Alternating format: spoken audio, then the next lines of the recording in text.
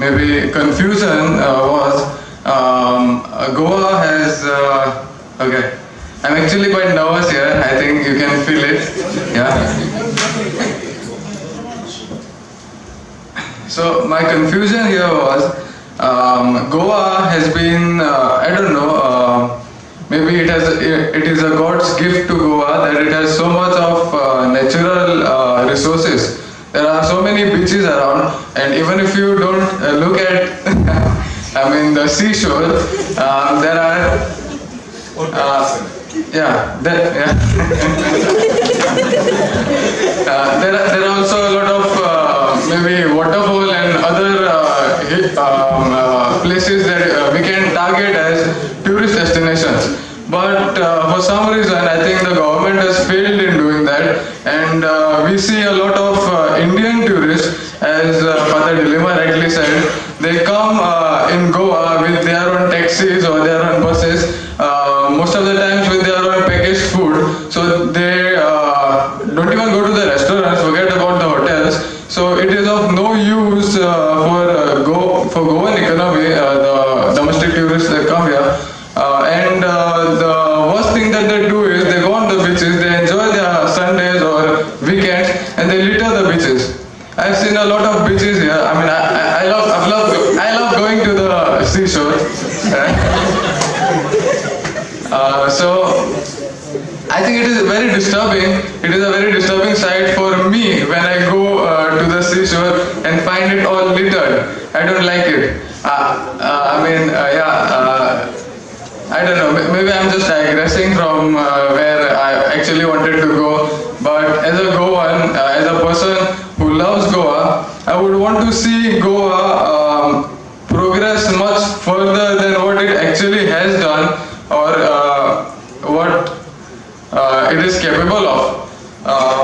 I think the most that Goa has progressed ever since maybe my birth, or what I have heard. I was born in the 90s, so ever since then, what I have heard about is only people or my family members around me talking about smuggling and corruption that was very rampant.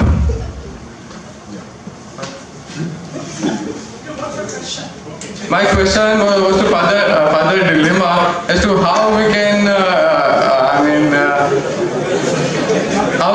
how can tourism as an industry be developed to boost Goan economy?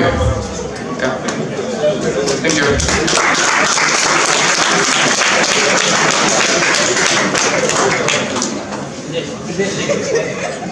In the first place, I must clarify to you that I am not Father Dilima. I am a father, all right. Father, three children. Grandfather. I've just become a grandfather. So, I'm a layman who worked in industry for a major portion of our life. I went to Goa Institute of Management, but I'm not a Jesuit priest. Now, you made 2-3 points that I would like to offer my correction on. One is, you said that tourism is the biggest sector in Goa. It depends upon how you measure it, but if you measure it in terms of money value, then mining is by far the largest. I mean, there is no proportion. Tourism is very small in terms of money value.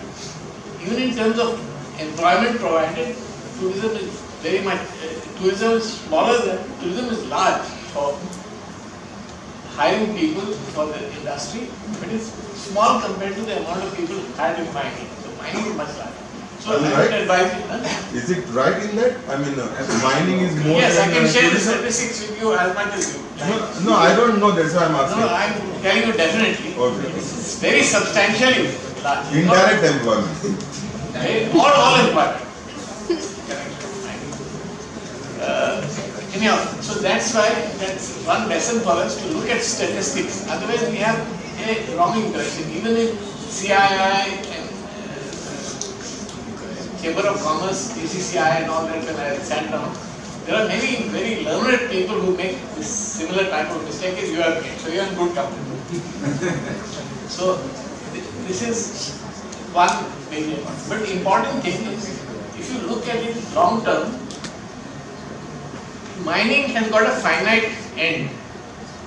And if you look at it very long term, tourism has got a sustainable long term end. And tourism is a good thing for Goa because there are not, as Mr. Patikar said, I think the raw materials are not easily available here, not so difficult. It's not so easy to put up industry. If one has to put up an industry, one must justify must not put an industry only to provide employment. That is not possible because industry, you have to make a profit in that industry. So that you have to make an industrial project by itself, as Mr. Patikar said, that you must justify the industry to become profitable. Otherwise, it will be a sick industry. So, if you want to provide education, you can have that as an end by itself. And India is a large country, you can move from one place to another. There is no hindrance in that. And you can be educated in Goa and go and work in Belgaum, Bangalore, Delhi, wherever you want. Or you can work abroad also. There is no harm in finding your own level or finding your... There is a ex-chairman of ours in Goa Institute